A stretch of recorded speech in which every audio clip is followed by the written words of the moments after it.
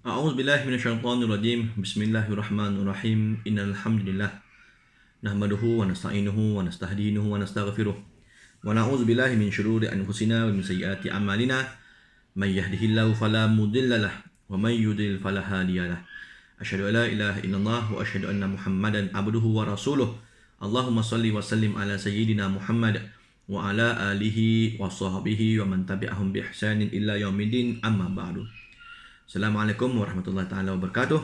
Para penonton, para jemaah yang dihormati lagi dimuliakan. Alhamdulillah, kita merafakkan setinggi-tinggi syukur kepada Allah Subhanahu wa taala masih lagi diberi kesempatan untuk kita hidup di dalam muka bumi Allah Taala ini, dan sama-samalah kita mendoakan agar pandemik COVID-19 kita makin beransur-ansur kurang, insya-Allah ya. Baik, kita masih lagi dalam bab membicarakan berkaitan dengan ibadah kurban. Kita lagi masih membicarakan satu kitab yang cukup baik untuk kita bahas, iaitulah kitab ibadah kurban, hukum dan juga cara pelaksanaannya mengikut mazhab Imam Asy-Syafi'i. Pada kesempatan kali ini kita akan nak berkongsikan berkaitan dengan berkongsi binatang kurban. Bagi tonton yang ada kitab boleh rujuk pada muka surat 34, insya-Allah ya. Boleh tak boleh kita berkongsi binatang kurban? Kata pengarang rahimahullahu ta'ala, wa tujzi'ul badanatu an sab'atin wal bakaratu an sab'atin wa la tujzi'u syatun illa an wahid. Kata tuan kitab, boleh berkorban seekor unta untuk 7 orang dan seekor lembu untuk 7 orang. Tidak boleh berkorban seekor kambing kecuali untuk 1 orang. Jadi ini pembahagian yang memang dalam syarak kita. Kalau unta, lembu dan juga sekeluarga dengan dia, kerbau misalnya, boleh 7 bahagian, kambing 1 bahagian. Kambing dan family dia 1 bahagian, satu orang. 1 ekor, satu orang. Adapun kalau unta dan juga lembu ada 7 bahagian, 7 orang boleh dikongsi. Harus berkorban dengan seekor unta atau lembu dibahagi 7 bahagian untuk 7 orang penama. Sebagaimana disebutkan dalam hadis riwayat Jabir radhiyallahu anhu, katanya, naharna ma'a Rasulillah sallallahu alaihi wasallam ama al-Hudaybiyah al-badanah an sab'atin wal baqarata an sab'ah. Kami melakukan kurban bersama Rasulullah sallallahu alaihi wasallam pada tahun Hudaybiyah. Lalu kami kurbankan seekor unta untuk 7 orang dan seekor lembu untuk 7 orang. Hadis sahih riwayat Imam Muslim, hadis nombor 1318. Seekor kambing adalah 1/7 dari unta atau lembu. Itu dia punya formula dia. Kambing dan seumpama keluarganya hanya mengambil bahagian 1 daripada 7 bahagian seekor lembu dan juga unta. Maka tidak sah berkorban dengan seekor kambing yang dikongsi 2 atau seekor lembu atau unta yang dikongsi 8 dan lebih. Jadi 1 kambing tak boleh lebih kongsi nama pada 1 ekor. Dan juga bagi mereka yang berkorban lembu dan juga unta dan seumpamanya, tidak boleh lebih daripada 7. Ya. Jika seekor unta dikongsi 8 misalnya, maka tiada seorang pun dalam kalangan mereka yang berkongsi itu mendapat pahala ibadah korban. Dia besar dia punya implikasinya. Ini disebut dalam Hasyiah Asy-Syakawi, Hasyiah Al-Bajuri dan juga I'anah At-Talibin. Boleh seorang yang hanya mengambil 1 bahagian kurban atau berkurban seekor kambing berniat kongsi pahala ibadahnya dengan orang lain. Keharusan ini hanyalah pada berniat kongsi pahala, bukan berkongsi bahagian sebagai penama. Jadi ada sikit kemusykilan kongsi nama dengan kongsi pahala. Jadi mudah faham, 1 ekor unta, 1 ekor lembu, 7 nama boleh masuk. Nak kongsi pahala berapa ramai, terpulanglah situ. Kan? Saya ada dalam 1 bahagian lembu ni, saya punya 1 nama saya lah. Tapi saya nak kongsikan pahalanya untuk mak ayah saya. Tu. Kongsi pahala tak ada masalah. Tapi nama yang nak dimasukkan dan diniatkan pada binatang itu, 1 orang 1 saja. Sama jugalah pada kambing, 1 ekor kambing, 1 nama. You nak kongsi pahala pada siapa-siapa, terpulanglah situ. Ini disebut dalam Hasyiah Al-Bajuri dan juga Mughni Al-Muhtaj. Ya. Hendaklah ada pemilikan tunggal.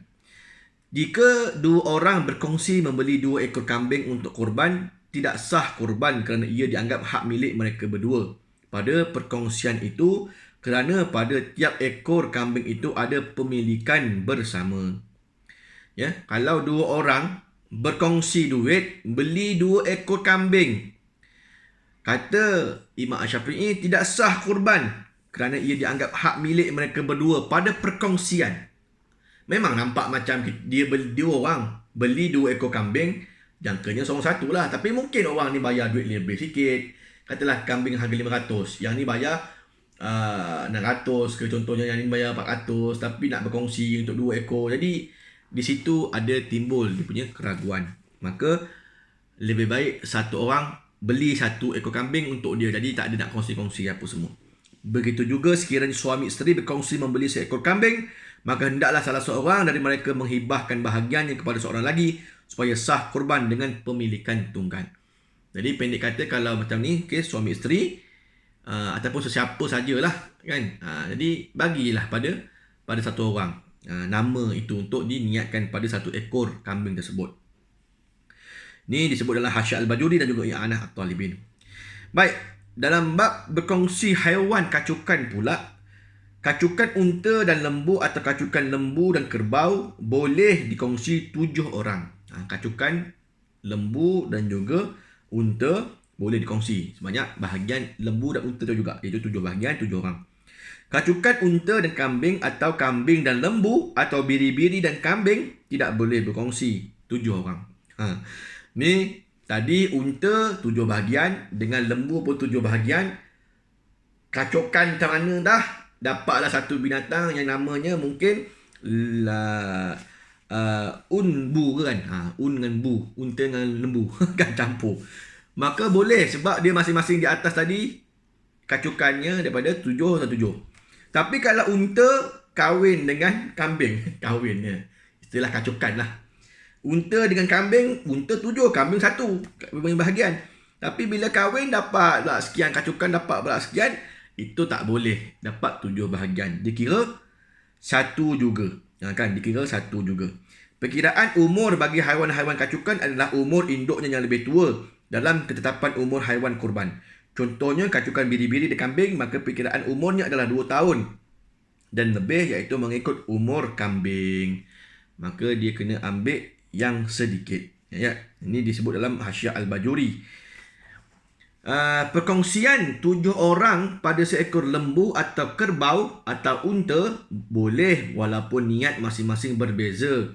Ya, ni kalau ada orang kongsi 7 orang 1 ekor tu lembu atau 1 ekor kerbau atau 1 ekor unta, berkongsi dalam tu ada 7 nama yang lain-lain orang. Kan biasanya kalau kita kat masjid dulu, okey, korban dibuka. Masjid beli 10 ekor lembu. Tahun ni insya-Allah nama lembu pertama 1 2 3 4 5 6 7. Lembu kedua 1 2 3 4 5 6 7. Gitulah kan. Dia orang pun datang ambil markah, dia letakkan nama kan. Gitu.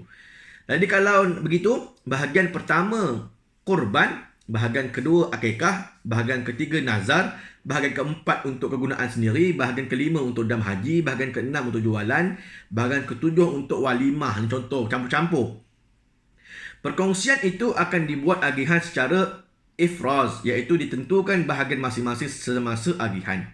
Bahkan jika salah seorang dari rakan kongsi yang 7 itu orang bukan Islam yang mengambil satu bahagian untuk kegunaan peribadinya, ia tidak merosakkan niat mereka yang lain. So boleh, tak ada masalah. 1 ekor lembu 7 bahagian, bila dah disembelih, dilapah apa semua, asing siap-siap 7. Kan, mengikut kesepakatan semua. Walaupun ada yang korban, ada yang akikah, ada yang orang India punya, ada yang mungkin Cina punya, contoh gitu, maka boleh, tak ada masalah ya. Maka dia tidak merosakkan niat korban satu orang yang mungkin ada dalam bahagian dia. Jika ada rakan bahagian yang tidak membenarkan haiwan itu disembelih dan rakan bahagian lain khawatir waktu korban akan habis, maka hendaklah mereka merujuk kepada pihak berwajib dan mereka boleh berkorban. Ini dalam bab mungkin ada, ialah 7 nama tadi, orang-orang yang berbeza-beza. Mungkin ada rakan bahagian yang tidak membenarkan haiwan itu disembelih kan. kerana waktu korban mungkin akan habis dah tamat dan sebagainya, ni mungkin dah di hujung-hujung, maka kena bawa benda ni kepada pihak berwajib kan. Tapi jarang berlaku lah. Biasanya orang kalau nak berkorban apa semua mesti dibuat awal-awal supaya putus kan. Satu ekor lembu ni siapa nama masuk, apa niat pada 7 bahagiannya. Ada orang nak buat jualan, ada orang dia nak makan dia sendiri, bukan niat korban dan sebagainya. Jadi kena tentukan awal lah ya, supaya tidak jadi last minute punya perbalahan. Kos jagaan haiwan sebelum sembelih, upah tukang sembelih ditanggung secara berkongsi oleh semua rakan kongsi. Jadi ni kalau kita hari ni beli lembu dengan harga sekian, termasuk upah-upah kos lembu itu dibesarkan lah. Macam gitu kan. Itu semua settle awal. Biasanya beli, berapa harga lembu ni? Ni 4,500 kan. Dah termasuk ke upah jaga makan minum, dah termasuk dah tu kan. Maknanya harga betul dia mungkin dalam 4,500 tu mungkin upah jagaan makan minum apa semualah pada binatang tersebut. Baik, tambahan. Jika salah seorang rakan bahagian korban meninggal dunia, maka urusan bahagiannya mengikut keputusan waris. Kena pula nama orang ni, mungkin dia nak korban, mungkin orang ni macam-macam lah bahagian tadi. Tiba-tiba ada yang meninggal dunia, maka kena dapatkan maklumat daripada waris. Nak buat macam mana bahagian dia ni? Nak dikorban, nak sedekah korban ke, ataupun nak ambil ke dan sebagainya. Seseorang yang telah membeli satu bahagian dari 7 boleh memindah milik bahagiannya kepada orang lain secara jual atau secara hibah. Nak bagi free pun boleh, nak jual pun boleh kalau ada orang yang nak beli.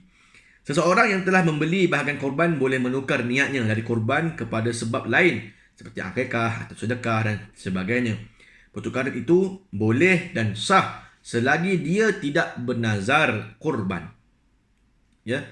Kalau dia boleh menukar selagi mana bukan bahagian untuk nazar, yang lain-lain lah seperti akikah, korban apa semua, benda-benda sunat.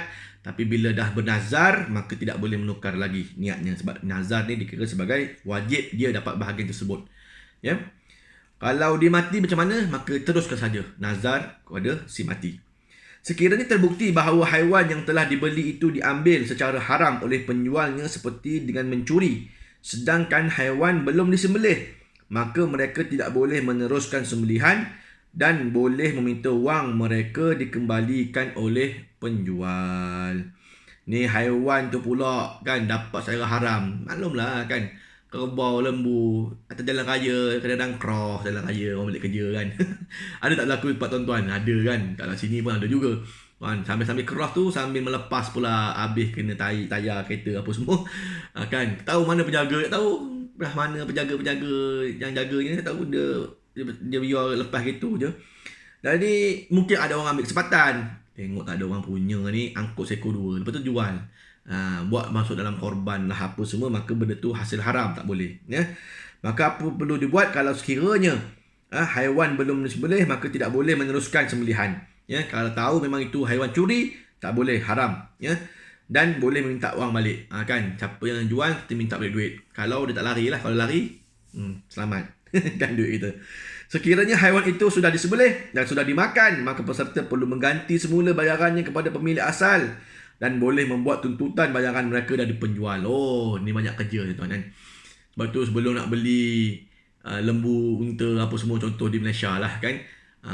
Jadi beli pada seseorang itu yakin betul dia punya binatang, bukannya dia curi kan. Tak pernah dengar pula itu sebagai penggembala lembu, tiba-tiba ada lembu banyak kan. Ada keraguan-keraguan, kita hindar awal-awal ya. Baik, muka surat 37. Kata pengarang rahimahullahu taala, wa syatun afdalu min syarikatin fi badanah wa afdaluha al badanatu summal baqaratu summal dha'nu summal ma'z.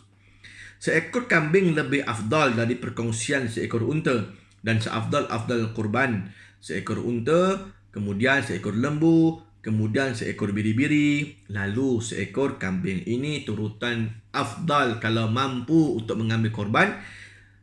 Ikut turutan tadi, unta seekor. Tak mampu untuk seekor, lembu seekor. Tak mampu lembu seekor, biri-biri seekor. Dan tak mampu, kambing seekor. Dan sudah pasti daripada 4 turutan ni, yang paling atas tu yang paling mahal lah. Yang paling bawah paling murah. Ya.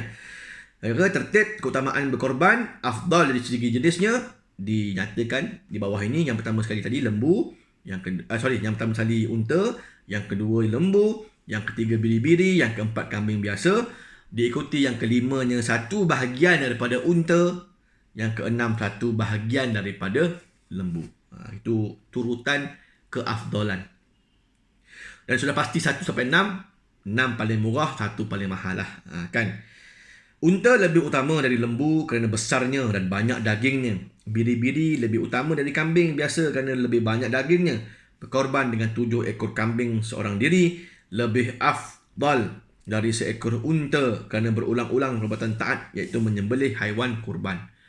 Ini bagi yang mampu boleh mengambil begini, iaitu dia mampu je beli seekor unta, tapi dia nak ambil yang afdal lagi. Kata dalam kitab Imam Syafi'i ni, dia boleh ambil 7 ekor kambing.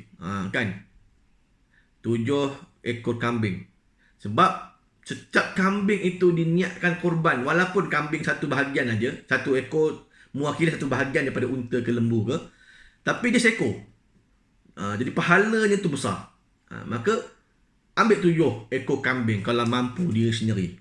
Kan begitu. 7 ekor kibas ke, 7 ekor biri-biri ke. Masya Allah, tabarakallah. Ya. Baik, kata pengarang rahimahullah ta'ala, wa afdalu hal baydai summa safrai summa balqai summa sauda. Dan yang paling afdalnya haiwan yang berwarna putih, lalu diikuti dengan kuning, lalu diikuti dengan bertompok, kemudian barulah yang hitam. Tertib keutamaan haiwan kurban dari segi warnanya disebut dalam Hasyiah Asy-Syakawi dan juga Mughni Muhtaj. Yang pertama sekali, cari yang putih dulu. Kan? Cari yang putih dulu. Kambing putih tak ada, cari pula yang kuning. Tak ada kuning, cari coklat. Tak ada coklat, cari merah. Tak ada merah, cari yang tompok-tompok. Kan? Hitam putih. Tak ada, carilah yang gelap. Kan? Begitulah. Tapi kalau kita wakilkan kepada wakil kita, agensi mana-mana apa semua kan, kita nak pilih macam ni beratlah juga kan. Sebab satu kandang tu campur-campur apa semua. Jadi itulah kan. Kita boleh cakap, kalau boleh saya nak yang putih je, cakap tu boleh kita sampaikan kepada wakil kita. Tapi dari sudut pelaksanaan biasanya dikira sama je lah. Ya. Janji dia seekor kambing yang elok, sehat, tak cacat apa semua. Warna apa pun belasah situ kan. Cuma ini mengikut pendapat Imam Syafi'i, itulah turutan warna yang afdal, mengikut pendapat beliau. Ya. Baik. Tambahan, berkorban dengan seekor haiwan jantan, seekor haiwan jantan lebih afdal daripada seekor haiwan betina, kecuali jika yang jantan itu banyak mengawan. Induk kandang ke dia tu sebagai bakanya, maka yang betina lebih afdal darinya, kerana dikatakan binatang yang banyak mengawan kurang baik dagingnya. Sepakat ulama bahawa sunat berkorban dengan haiwan yang gemuk, maka seekor yang hitam dan gemuk lebih afdal dari yang putih dan kurus. Seekor betina yang lebih gemuk lebih afdal dari jantan yang kurus. Jadi kod mana pun dalam bab korban, jantan betina ke tak kisah kat situ, yang penting mestilah yang gemuk, yang besar itu kan mesti diambil priority. Kan warna apa pun tak kisah, yang penting gemuk gitu kan. Itu disebut dalam Hasyiah Al-Bajuri dan juga Mughni Muhtaj. Dan lebih utama berkorban dengan haiwan yang terkumpul padanya 2 ciri-ciri afdal kan. So oleh itu seekor yang putih dan gemuk lebih afdal dari yang putih tetapi tidak berisi. Begitu jugalah seekor yang putih dan gemuk lebih afdal dari yang hitam dan gemuk kan. Jadi daripada turutan tadi tu, senarai binatangnya, kemudian senarai jantan betina tadi, ambil yang jantan lebih afdal, tapi kalau dia baka ambil yang betina lah. Tapi ikut turutan. Kalau jantan banyak, gemuk-gemuk, putih pula, itu terbaik. Kan itu yang terbaik. Ya. Baik, tu cerita untuk berkaitan dengan perkongsian binatang kurban ya. Baik, terima kasih atas segala perhatian. Mohon maaf atas segala kekurangan, insya-Allah.